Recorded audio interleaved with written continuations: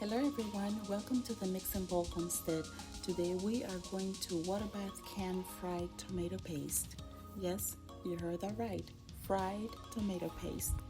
The tomatoes that we're going to be using today came from Slagle Farms, and they are a local family-owned farm. I believe they have been in business for over 100 years. I will place a link below to their website and also to their Facebook page. Now, this is not a sponsored video, but I truly love Slagle Farms. I buy all of my meats and most of my fruits and vegetables from them, and I really recommend them. So now let's go ahead and begin with the canning process. Okay, so I'm going to begin by washing the tomatoes that I'm going to be using. Now I'm going to be dicing the tomatoes and removing the core.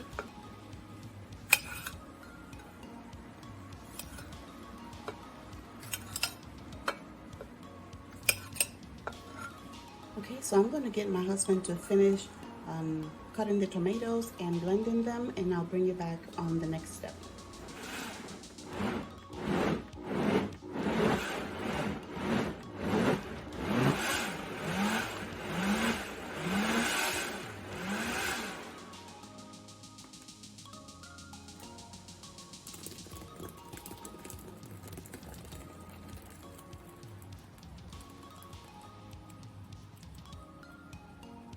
Now what we're going to do is separate the juice from the pulp. I think the easiest method for me to separate the juice from the pulp is to use this fine mesh colander, and I will show you later on that very little of the pulp sifts through through the colander, so most of what's at the bottom is just the tomato juice.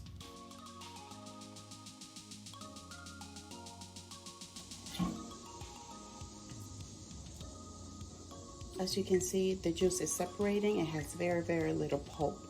We're going to continue to do that for the rest of the tomatoes. Okay, you guys, so this is all of the pulp that was removed from the 25 pounds of tomatoes. And this is all of the juice that we were able to separate. So we have probably about maybe 2 to 3 inches of tomato juice in this big canner, and we're not going to waste that. We're going to actually turn that to tomato juice, but that will be for a separate video.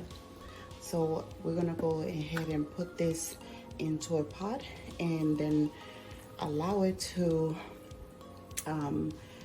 dry out so that all of whatever remaining juice is still here can evaporate, and then all we're going to be left is with the paste. So stay tuned, please. He's going to pour all of the tomato pulp into the stock pot, and we're going to put it on high until it starts boiling. At that time, we're going to lower it to a simmer, and we're going to be constantly mixing it to prevent it from sticking to the pot and burning.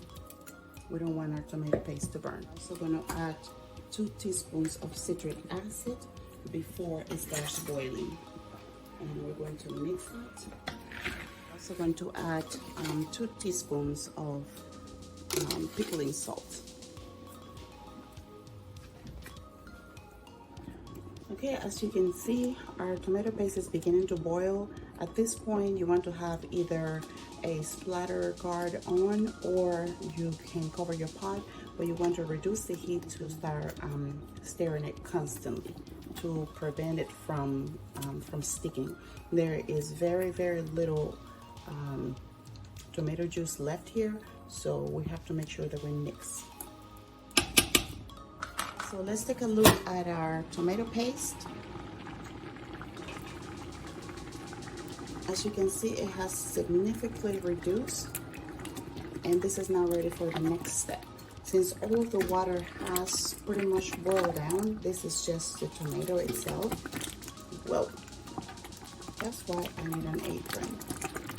I'm going to go ahead and take it to the next step, which, believe it or not, is adding oil. We're going to fry this bad boy.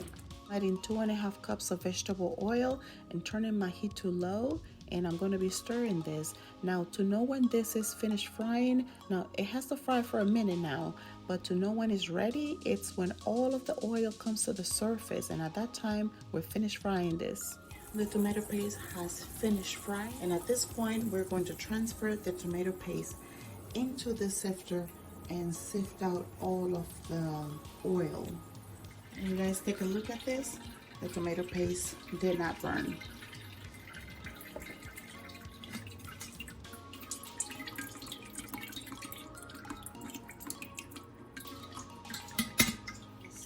Take a look at the consistency of our tomato paste. This is the reason why I like to fry the paste, so it will be nice and thick. Now I'm still draining the oil. Just look at this spoon. I'm not pressing down. I'm just, you know, kind of sort of moving it around so that the oil can drop to the bottom. Just, you know, take it away from the edges and bring it towards the center. And you see this, look at this, how thick it is. Now this is tomato paste. All right, so after this will be the canning process. Once we get all this oil out of here, and a new spoon. Now, as you can see, there are a lot of air pockets in these jars.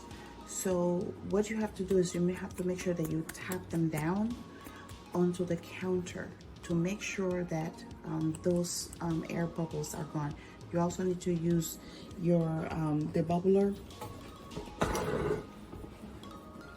and make sure that you are getting inside of the can through all the spaces, and then just tap your jars down softly. I use this pot holder just to make sure I don't crack my jar.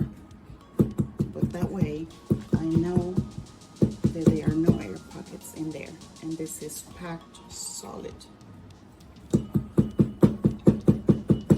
once you have completely packed down your jars, you want to make sure that you use vinegar to clean the rims off your jars. Now I am using brand new jars with brand new lids and brand new bands.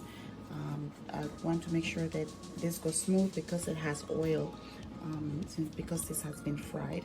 So I'm going to go ahead and clean all of the rims. And again, you just dip your paper towel on vinegar and just proceed to clean the top of the rim. Grab your your lid, and place your band.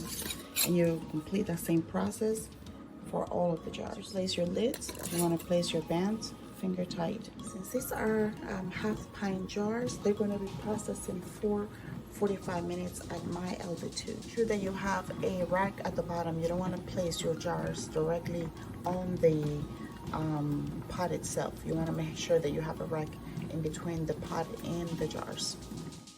And here you go, guys. This is the final product. This is our water bath can fried tomato paste, and I processed them for 45 minutes in boiling water, and that is based on my altitude, which I am under 1,000 feet.